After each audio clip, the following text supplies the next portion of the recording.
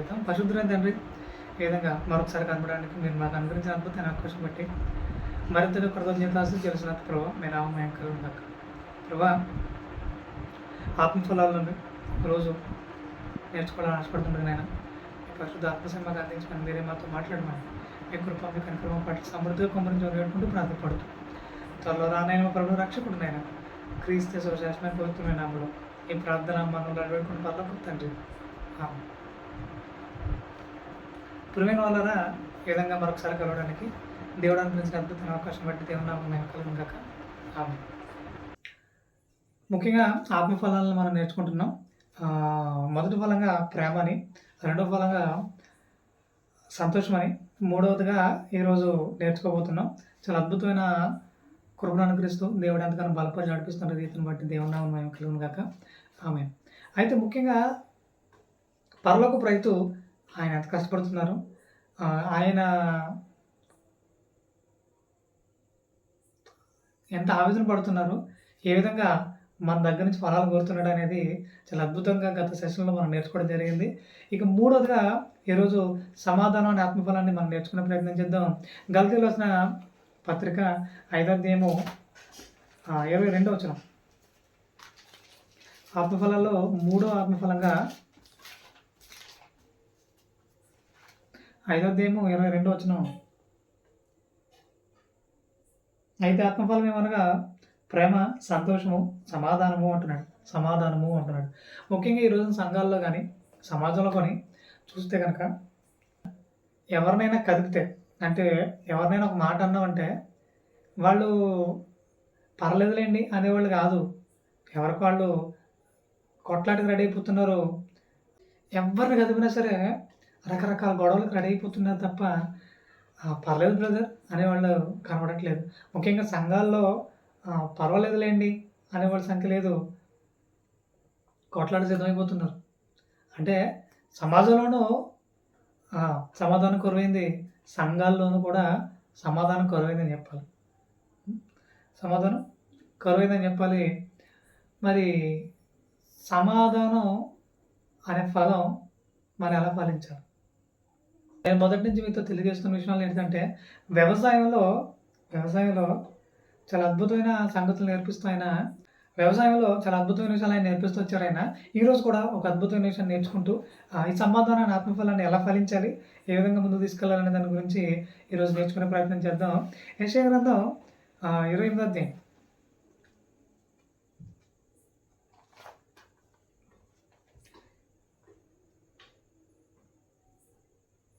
యెషయా గ్రంథం 28వ అధ్యాయము 26వ వచనం.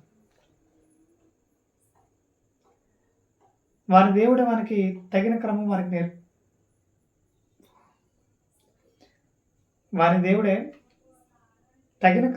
నేర్పి ఉన్నాడు. ఆయన వానికి ఆ పని బోధించుచున్నాడు. ఏమంట? ఆయన వానికి ఆ పని బోధించుచున్నాడు అంటున్నాడు.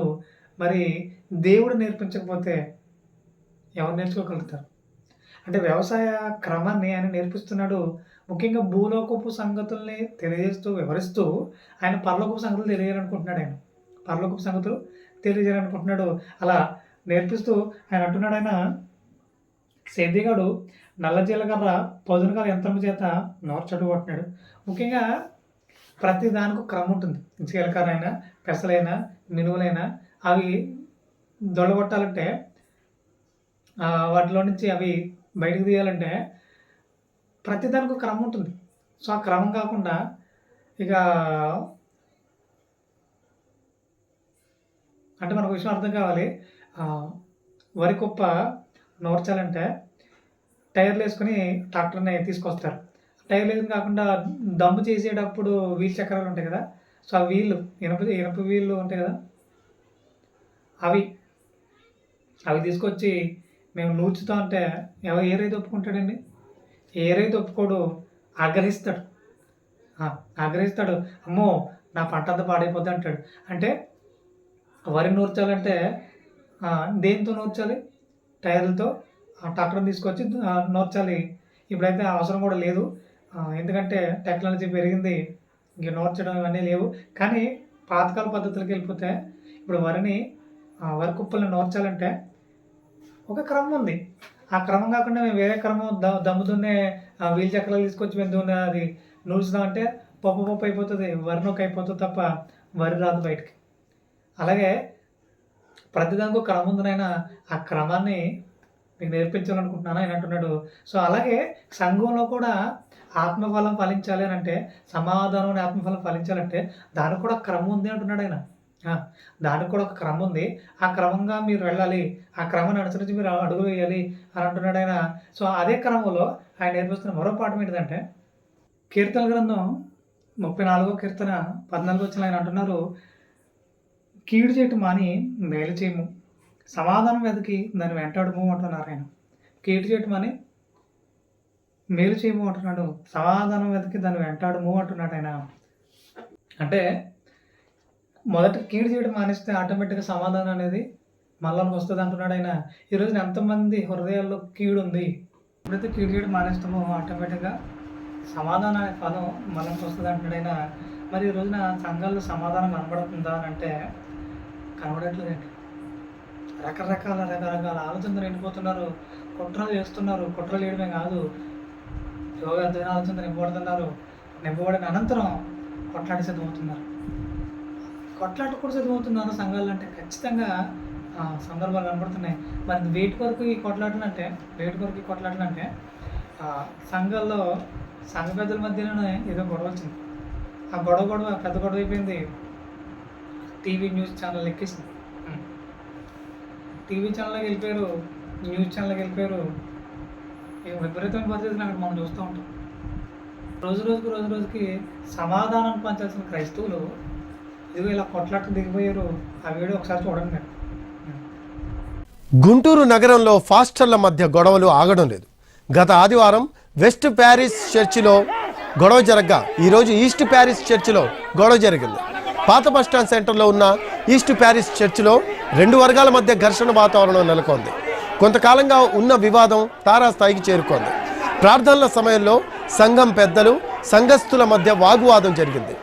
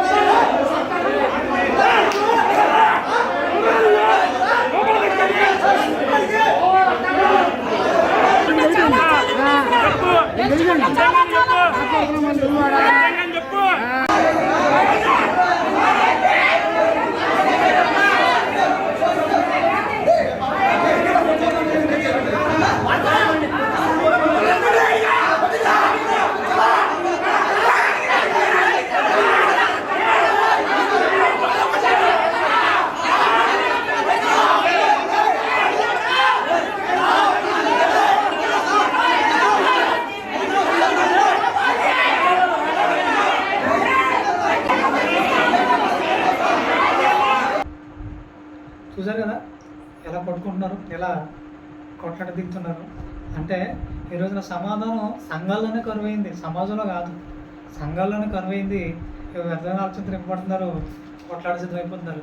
మరి సమాధానాన్ని ఆత్మబలం వీళ్ళ హృదయాలు ఉంటే మరి వీళ్ళు ఇలా ప్రవర్తించరు కదా. ప్రవర్తిస్తారండి? ప్రవర్తించరు. వ్యర్థమైన ఆలోచన నింపబడుతున్నారు. వాక్యాన్ని పక్కనెట్టేస్తున్నారు.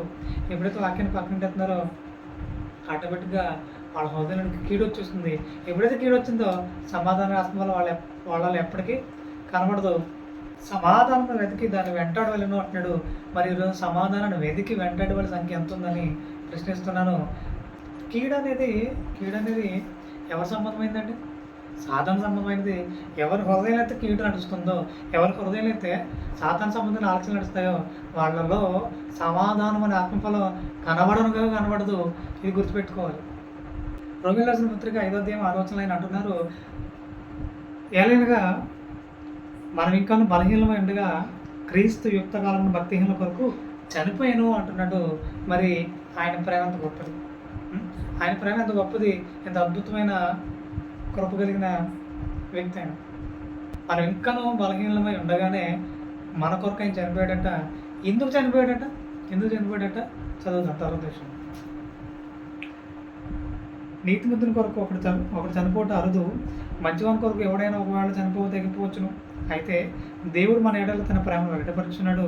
ఎట్లనగా మనం ఇంకనూ పాపులమై ఉండగానే క్రీస్తు మన కొరకు చనిపోయాను అంటున్నాడు. ఏమంట? మనం ఇంకనూ పాపులమై ఉండగానే మన కొరకు చనిపోయాను. ఎందుకు చనిపోయాడు అంటే, పదవచనంలో ఆయన అంటున్నాడు, ఏలైనగా శత్రువులమై ఉండగా అంటున్నాడు. ఏమంట? శత్రువులమై ఉండగా. ఎప్పుడైతే మన పాపాన్ని హృదయం నిండా నింపుకుంటామో దేవుని శత్రువులు అయిపోతాం. ఎప్పుడైతే హృదయం నిండా పాపం ఉంటుందో ఆటోమేటిక్గా మనం దేవునికి శత్రువులమే. ఇలా శత్రువులు ఉన్న మనల్ని ఆయనతో సమాధాన పరచాలనుకున్నాడు. అలా సమాధాన పరచాలంటే ఏం చేయాలి? ఆయనే బలైపోవాలనుకున్నాడు. బలైపోయి చూపించాడు. దేవుడితో సమాధానాన్ని మనందరికి అనుగ్రహించాడైన యేసుక్రీస్తు వారు సమాధానం అనే ఆత్మఫలాన్ని బహుగా ఫలించాడు. మన కొరకు ఆయన బలైపోయాడు. మనం దేవునితో సమాధాన పడాలని ఆయన ప్రాణత్యాగం చేశాడు. మరి ఈ రోజున ఈ విషయాన్ని ఎంతమంది గ్రహించారు? అలా గ్రహించగలిగితే మీ హృదయాల్లో కూడా సమాధానం అనే ఆత్మఫలం ఈరోజే ప్రారంభమవుతుంది. ఈ విషయంలో ఏమాత్రం సందేహం లేదు. అదే విషయాన్ని క్రోడీకరిస్తున్న యెషయా గ్రంథం 53వ అధ్యాయంలో 5వ వచనంలో ఆయన అంటున్నారు. ఏమంటున్నారంటే, మన అతిక్రమములను బట్టి అతడు గాయపరచబడిను, మన దోషములను బట్టి నలుగుబట్టబడిను, మన సమాధానార్థమైన శిక్ష అతని మీద పడెను అంటున్నాడు. మన సమాధానార్థమైన శిక్ష అతని మీద పడెను అంటున్నాడు. మరి ఈ రోజున ఈ విషయాన్ని గ్రహించిన వారు అంతమంది, సంఘంలో అడుగుపెట్టిన వారు అడుగుతున్న బాప్తిజం పొందుకుని క్రైస్తవులుగా కొనసాగుతున్న వారు ఎవరైతే ఉన్నారో ఎంతమందికి ఈ విషయం తెలిసిన తర్వాత అయినా సరే ఎంతమంది సమాధానాన్ని కలిగి నడుచుకోవాలని ఆలోచన ఉన్నారు? ఎంతమంది సమాధానం అనే ఆత్మఫలాన్ని ఫలించే స్థాయిలో ఉన్నారు అని అంటే సమాధానమే లేదు. క్రైస్తవుల్లో కొట్లాట సిద్ధమైపోతున్నారు, గొడవలు సిద్ధమైపోతున్నారు, ప్రతి చిన్నదానికి రెచ్చిపోతున్నారు మాగా. మరి ఎందుకు ఈ కోపాలు వచ్చేస్తున్నాయంటే, మీ హృదయంలో సమాధానం అనే ఆత్మఫలం ఉంటే కోపం రాదు. ఎవరు ఏ విధంగా రెచ్చగొట్టనివ్వండి, ఏ విధంగా కొట్లాటకు రెడీ అవ్వనివ్వండి, మనం కోపం తెచ్చుకోం. సమాధానం మనలో ఉంటుంది. వారి హృదయంలో కూడా సమాధానం నింపే విధంగా మనం తయారవుతాం. ఎప్పుడైతే ఈ సమాధానం మన హృదయంలో లేదో, అంటే సమాధానకర్త యొక్క ప్రభు మన హృదయంలో లేడో, ఆటోమేటిక్గా ఏం జరుగుతుంది అంటే మనం కూడా గొడవ దిగుతాం, కొట్లాట దిగుతాం, రక్తపాతం అవుతుంది, ఒకరినొకరు చంపుకోవడం. ఇదంతా ప్రభువుకి అసహ్యమైన పని. దేవుడు ఇలాంటి విషయాల్ని మన దగ్గర నుంచి కోరట్లేదైనా అసహించుకుంటున్నాడు. కాబట్టి ఈ విషయాన్ని పూర్తిగా దృష్టిలో పెట్టుకోవాలని మీకు తెలియజేస్తున్నాను. ఇక మీదట మీ హృదయాలు కీడును విడిచిపెట్టాలి, సమాధానం అనే ఆత్మఫలాలు ఫలించాలి. ఈ విషయంలో దేవుడు మీకు బహుగా తన సహాయాన్ని అందించును గాక. ఆమేన్. ఇక రెండోదిగా ముఖ్యంగా వ్యవసాయంలో చూసుకుంటే ప్రేమ వల్ల ఒక రైతు యూరియా కానివ్వండి, మిగతా ఎరువులు ఏవైనా సరే జల్లుకుంటూ వెళ్ళిపోతాడు. ఆయన వెళ్ళిపోయిన తర్వాత మొక్కలన్నీ కూడా కొట్లాట దిగవు. అన్నీ సమానంగా యూరియాని కానీ ఎరువులు కానీ పంచుకుంటే సమానంగా ఎదుగుతాయి. మరి ఈ రోజున సంఘాల్లో సమానత్వం లేదండి. విఐపి సీట్లని ఇంకోటని సంఘాల్లో సేవకులే విభేదాలు తీసుకొచ్చి వీళ్ళు ఎక్కువ వాళ్ళు ఎక్కువ అన్నట్టు చూపిస్తున్నారు. అలా చూపించడంతో రకరకాల అసూయలు బయలుదేరుతున్నాయి, రకరకాల గొడవలు బయలుదేరుతున్నాయి. ఇక తద్వారా కొట్లాట సిద్ధమవుతున్నారు. అంటే కారణం సేవకులు కాదా? అంటే ఎవరిని ఎక్కువగా చూపించకూడదు. వాక్యం ముందు అందరూ ఒకటే. వాక్యాన్ని అందరూ సమానంగా తీసుకోవాలి, అందరూ సమానంగా ప్రభువులు ఎదగాలి. అలా కాకుండా నేను ఎక్కువ అన్నట్టుగా బయలుదేరారు. దానివల్ల కొట్లాడు రెడీ అయిపోయారు. విపరీతమైన పరిస్థితులు ఎదురవుతున్నాయి. అన్ని జనులు క్రైస్తవులు చూసి భయపడాలి. అంటే ఏ విధంగా? వీళ్ళు సమాధానకర్తకు ప్రభువుని కలిగి ఉన్నారని, సమాధానకర్తలని మన గురించి వాళ్ళు వినాలి. ఆ విధంగా వాళ్ళు అన్ని జనులు మనల్ని చూస్తే గౌరవించాలి. అంటే ఏ విధంగా గౌరవించాలంటే వీళ్ళతో ఏ విధంగా చూసినా సరే సమాధానం తప్ప గొడవ రాదండి. వీళ్ళు ఏమైనా అన్నామండి, వీళ్ళు అసలు కోపం తెచ్చుకోరండి, సమాధానంగా ఉంటారండి. అందరి విషయంలో సమాధానంగా ఉంటారండి, అన్ని విషయాల్లో సమాధానంగా ఉంటారండి. ఎక్కడ గొడవ దగ్గరండి, అసూయలు ఉండవండి వీళ్ళకి అని క్రైస్తవం గురించి అన్ని జనాలు చెప్పుకునే విధంగా క్రైస్తవులు ఉన్నారా అంటే అలాంటి ఊసే కనబడట్లేదు. క్రైస్తవుల అమ్మో గొడవ ముందే రెడీగా ఉంటారండి బాబు. ఆ? అనే విధంగా ఉంటే అది ఎవరికి మహిమ అండి? దేవునికి అవమానం కాదా అది? క్రైస్తవులు అంటే క్రీస్తు సంబంధాలు అర్థం. క్రీస్తు సంబంధుల గురించి ఎవరైనా చెడ్డగా చెప్తే ఎవరికి బాధ? ఎవరికి అవమానం? అనంటే క్రీస్తుకే కదా అవమానం. ఆ! కాబట్టి వాక్యం అందరికీ సమానమే. హ్మ్. ఎవరైతే వాక్యం వింటున్నారో, సత్యం వింటున్నారో, సత్యాన్ని బలంగా నేర్చుకోండి. నేర్చుకొని సమాధానం అనే ఆత్మఫలాలను ఫలించండి. ప్రభువు మనల్ని బట్టి సంతోషించాలా.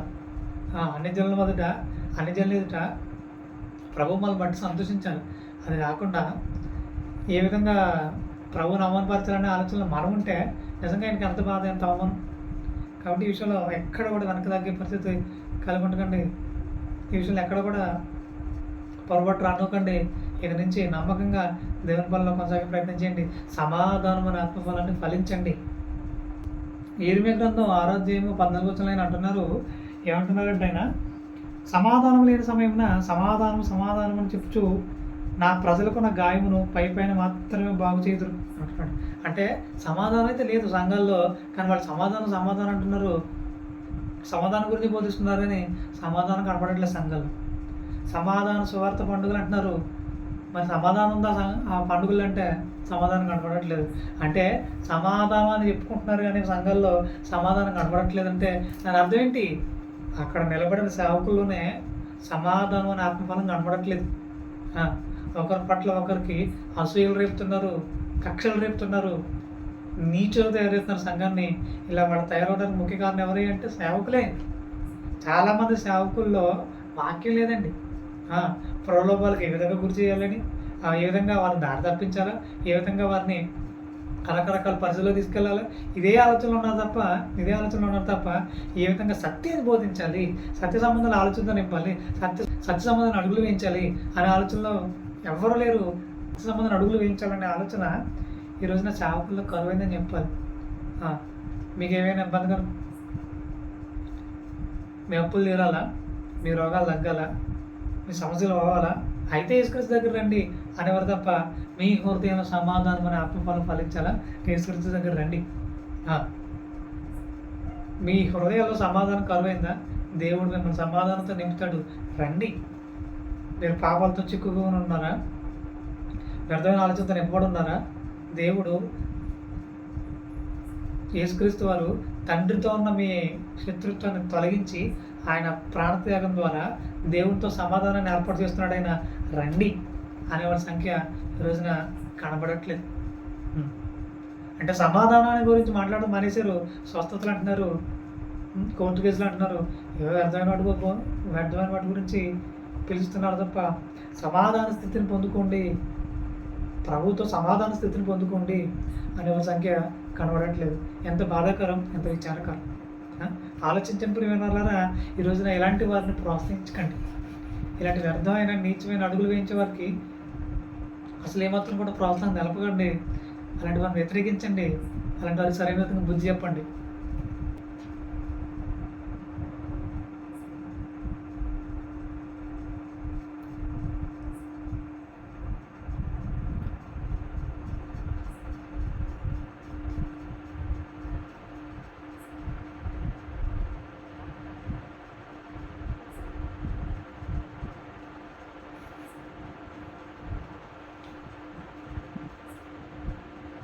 ముఖ్యంగా సంఘాల్లో సమాధానం కరువైందంటే ముఖ్య కారణం ఏంటంటే రకరకాల సంస్థలు ఏర్పడ్డాయి.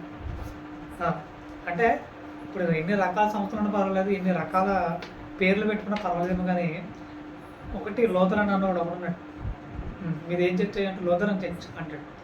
మంచిదండి. మరి మీదేంటంటే బైబిల్ అంటాడు. సరే మంచిదండి. మీదేంటంటే బాప్టిస్ట్ అంటాడు. సరే మంచిది. కానీ వీళ్ళు ఇలా రకరకాల వర్గాలుగా మారిపోయి వాళ్ళంటే వీళ్ళకి పడదు, వీళ్ళంటే వాళ్ళకి పడదు అంటే ఇరవై. అసలు మీరందరూ ఎవరై అంటే క్రీస్తు సంబంధులు అంటారు. క్రీస్తు సంబంధులే కదా. మరి సమాధానం ఎందుకు కొరవైందంటే వాడంటే మాకు పడదు, వీడంటే మాకు పడదు అన్నట్టు తయారయ్యారంటే దానికి కారణం ఏంటంటే రకరకాల సిద్ధాంతాలు పుట్టించేసి ఇక వాళ్ళెవరు మాకు తెలియదు, వీళ్ళెవరు మాకు తెలియదు అన్నక్కడికి బయలుదేరారు. రకరకాల పరిస్థితులు తీసుకెళ్తున్నారు. ఎంత బాధాకరం, ఎంత విచారకరం. ప్రభువు ఇలాంటి వాటికి ఏమాత్రం సపోర్ట్ చేయడు. ఆ? మీరు ఎన్ని రకాల పేర్లను పెట్టుకోండి, వాక్య విషయంలో ఏకాభిప్రాయం కలిగి ఉండాలి. ఆ, వాక్య విషయంలో ఏకాభిప్రాయం లేదా, ఒకటే ఆలోచన విధానం లేదా, దేవుడు ఖచ్చితంగా మిమ్మల్ని అబద్ధ ప్రవక్తలు ఉంటున్నాడు. వాక్యానికి ఎవడైతే అనుకూలంగా ఉంటాడో వాడే సమాధానకర్తకు ప్రభు కుమారుడు. ఎవడైతే వాక్యానికి వ్యతిరేకంగా ఉంటాడో సమాధానకర్తకు ప్రభుకి వాడు వ్యతిరేకి. ఈ విషయాన్ని గమనించాలి. ఇంకా రెండోదిగా ఒక రోజున శిష్యులు యేసుక్రీస్తు వారి దగ్గరికి వచ్చి ఒక విషయం తెలియజేస్తారు ఆయనకి. ఏంటిదంటే మార్క్స్ వార్త 9వ అధ్యాయం 38వ వచనంలో ఆ విషయం తెలియజేస్తున్నారు. అతడు యోహాను, శిష్యుల్లో ఒక ఆయన యోహాను, బతుకుడా ఒకడు మీ పేరిట దయ్యమును నలుగొట్టు చూచి వాడు మనల్ని వెంబడించి వాడు కాడు కనుక వారిని ఆటంకపరచమని చెప్పాను. అందుకు యేసు, వారిని ఆటంకపరచకుడి, నా పేరిట అద్భుతం చేసినాడు చులకనగా నిందింపగలవాడు ఎవడు? లేడు కదా. అలా నా పేరిట అద్భుతం చేసి నన్ను చులకనగా నిందింపగలవాడు ఎవడును లేడు. మనకు విరోధి కానివాడు మన పక్షం ఉన్నవాడే అంటున్నాడు. మనకు విరోధి కానివాడు మన పక్షం ఉన్నవాడే అంటే వాక్యానికి విరోధి కానివాడు మన పక్షంలో ఉన్నవాడే. ఎవడైతే వాక్యాన్ని వక్రీకరిస్తున్నాడో, ఎవడైతే వాక్యానికి వ్యతిరేకంగా బ్రతుకుతున్నాడో, వాక్యానికి వ్యతిరేకంగా తన బోధలు జరిగిస్తున్నాడో వాడు మన సంబంధి కాదు, వాడు క్రీస్తు సంబంధి కాదు, వాడు సాతాను సంబంధి. ఇలా ఎవరైతే వాక్యాన్ని వక్రీకరిస్తున్నారో వాళ్ళందరూ సాతాను సంబంధులే, క్రీస్తు సంబంధాలు కాదని మరొకసారి తెలియజేస్తూ ఉన్నారు. ముఖ్యంగా అపోస్తలుడైన పౌలు గారు మాట్లాడుతూ తెస్సలోనికైలకు రాసిన మొదటి పత్రిక 5వ అధ్యాయము 15వ వచనంలో ఆయన అంటున్నారు. ఏమంటున్నారంటే, ఎవడును కీడు ప్రతికీడు ఎవరికైనా చేయకుండా చూసుకుని మీరు ఒక నీడలు ఒకడును మనుషులందరిలను ఎల్లప్పుడూ మేలైన దానిని అనుసరించి నడుచుకుని ఎల్లప్పుడూ సంతోషంగా ఉండి ఎడతెగక ప్రార్థన చేయడి అంటున్నాడు. అంటే ఎవరికి కీడు చేసే పదంగా మీరు ఉండకండి, అది దేవుని లక్షణం కాదంటున్నాడు. వీలైనంత మట్టుకు మేలే చేయండి అంటున్నాడు. మేలే చేయండి, అప్పుడు సమాధానాన్ని మీరు పొందుకుంటారు, సమాధానం కలిగి ఉండండి అంటున్నాడు. ముఖ్యంగా ఫైనల్గా ఆయన అంటున్నాడు, ఎడతెగక ప్రార్థన చేయండి అంటున్నాడు. అదేంటండి, సమాధానం కలిగి ఉండాలంటే ప్రార్థన కలిగి ఉండాలా అంటే ఖచ్చితంగా సమాధానం అనే ఆత్మ వల్ల మీరు ఫలించాలనుకుంటున్నారా? ప్రార్థన ఇంపార్టెంట్ అంటున్నాడు. నిత్యము ఎడతెగక ప్రార్థన చేయండి అంటున్నాడు. సమాధానం అనే ఆత్మఫలం ఫలించాలనుకుంటున్నారా? ప్రార్థన జీవితం కలిగి ఉండండి అంటున్నాడు. మరి ప్రార్థన జీవితం కలిగి ఉంటే సమాధానం ఆత్మఫలం మనలో కనబడుతుందా? సమాధానం మనలో నిలబడుతుందా అని అంటే ఖచ్చితంగా అని చెప్తున్నాడు అపోస్తలుడైన పౌలు గారు మాట్లాడుతూ. ఫిలిప్పీయులకు రాసిన పత్రికలో ఫిలిప్పీయులకు రాసిన పత్రిక 4వ అధ్యాయం 7వ వచనంలో ఆయన అంటున్నారు, అప్పుడు సమస్త జ్ఞానమునకు మించిన దేవుని సమాధానం యేసుక్రీస్తు వలన మీ హృదయములకును మీ తలంపులకును కావాలి ఉండును అంటున్నాడు. ఎప్పుడట 6వ వచనంలో అంటున్నాడు, దేవుని గురించి చింతపడకుడు కానీ ప్రతి విషయంలో ప్రార్థన విజ్ఞాపనముల చేత కృతజ్ఞతాపూర్వకంగా మీ విన్నపములు దేవునికి తెలియజేయడం. అప్పుడు సమస్త జ్ఞానమునకు మించిన దేవుని సమాధానము యేసుక్రీస్తు వలన మీ హృదయములకును మీ తలంపులకును కావాలి ఉండును అంటున్నాడు. ఎప్పుడైతే మనం ప్రార్థన జీవితం కలిగి ఉంటామో సమాధానం మన హృదయం నిండి ఉంటుంది. అనేకులకు మన సమాధానకర్తలుగా మారిపోతాం. ముఖ్యంగా యేసుక్రీస్తు కూడా మాట్లాడుతూ మత్తయి సువార్త 5వ అధ్యాయంలో ఆయన అంటున్నారు, మత్తయి సువార్త 5వ అధ్యాయము 9వ వచనం, సమాధానపరచువారు ధన్యులు, వారు దేవుని కుమారులు అనబడుదురు అంటున్నాడు. ఎవరైతే సమాధానపరుస్తారో వాళ్ళ దేవునికి కుమారులట. మరి ఎంతమంది సమాధానపరిచే స్థాయికి వెళ్ళారు? హృదయం నిండా సమాధానం నింపుకున్నప్పుడు కదా సమాధానపరచగలుగుతాం. కాబట్టి ఈ విషయాన్ని గమనించాలి. సమాధానపరిచే దేవుని కుమారులుగా మీరు నడుచుకోవాలి. అలా కాదండి, మాకు ఇష్టం వచ్చినట్టు మేము ఉంటాం, మా హృదయం నిండా కీడు నింపుకుంటా అంటే మీరు దేవునికి కుమారులు అనబడరు. మరి ఎవరు కుమారులు అనబడతారు? అపవాదకు కుమారులు అనబడతారు. సాతాను కుమారులుగా మీరు కొనసాగాల్సిందే తప్ప దేవుని కుమారులను ఎప్పటికీ అనిపించుకోలేరు. ఈ విషయాన్ని మీకు జ్ఞాపకం చేస్తున్నాను. తెస్సలోనికైలకు రాసిన మొదటి పత్రిక 5వ అధ్యాయం 23వ వచనంలో ఆయన అంటున్నారు, సమాధానకర్త దేవుడే మిమ్మల్ని సంపూర్ణముగా పరిశుద్ధపరచునుగా అంటున్నాడు. అంటే సమాధానకర్త ప్రభువే మనల్ని బలపరచాలి. అలా బలపరచాలంటే నిత్యము ప్రార్థన జీవితాన్ని కలిగి ఉండాలి. ఈ విషయంలో ఎక్కడ కూడా వెనక్కి తగ్గకుండా నమ్మకంగా ముందు కొనసాగే ప్రయత్నం చేద్దాం. ఆయన మనల్ని బలపరచుగాక. ముఖ్యంగా ఈ సందర్భంలో ఒక వ్యక్తిని మీకు పరిచయం చేస్తాను. ఎవరంటే మహాత్మా గాంధీ. ఆయన తన జీవితకాలంలో బారిస్టర్ చదవడానికి ఆయన ఇంగ్లాండ్ వెళ్ళడం జరిగింది. వెళ్ళిన తర్వాత ఇంచుమించుగా చాలా సంవత్సరాల పాటు ఆయన చదవడం ఈ ఈ ఈ క్రమంలోనే ఆయన బైబిల్ కూడా చదవడం జరిగింది. సో అలా బైబిల్ చదివిన వ్యక్తి మరలా తిరిగి ఇండియాకి వచ్చాడు. ఆయన వచ్చి అప్పటికే స్వతంత్ర పోరాట యోధులు తమ వంతుగా వాళ్ళు పోరాటం జరిగిస్తున్న పరిస్థితుల్లో ఈయన గాంధీ గారు మాట్లాడుతూ ఏమంటున్నారంటే, ఆయన అహింసవాదాన్ని తీసుకొచ్చారు. అహింసవాదాన్ని తీసుకొచ్చి ఆయన అంటున్నారు, ప్రజాగ్రహం వద్దు, సత్యాగ్రహం వద్దు అంటూ ఒక నినాదం స్టార్ట్ చేశాడు. ఆయన స్టార్ట్ చేసి చాలా కష్టపడ్డారు. ఆయన ఎక్కడ పోట్లాటకు తెగకుండా సమాధానం కోరుకుంటూ సత్యాగ్రహాన్ని జరిగించిన వ్యక్తి అయినా చివరికి స్వతంత్రాన్ని, మన దేశానికి స్వతంత్రం తీసుకొచ్చాడైనా ఒక గొప్ప స్థాయిలో నిలబడిన వ్యక్తి ఆయన.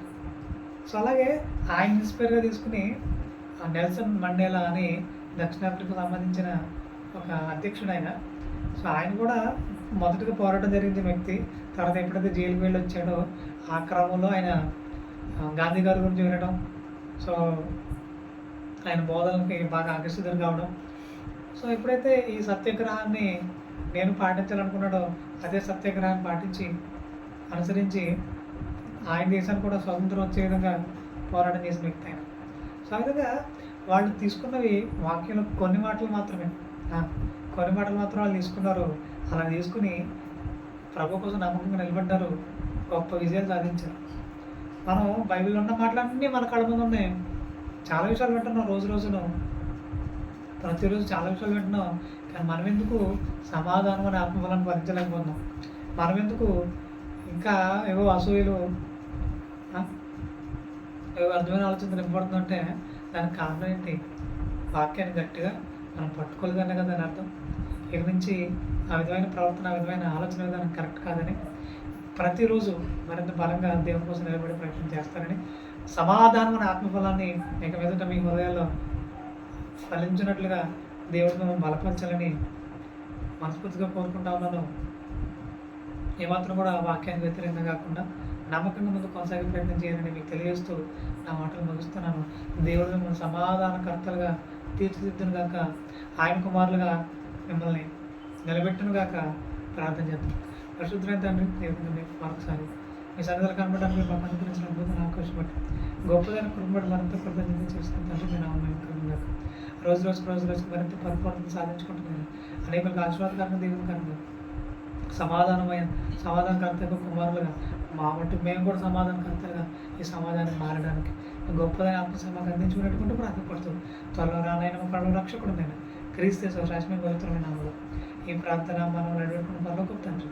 ఆమేన్.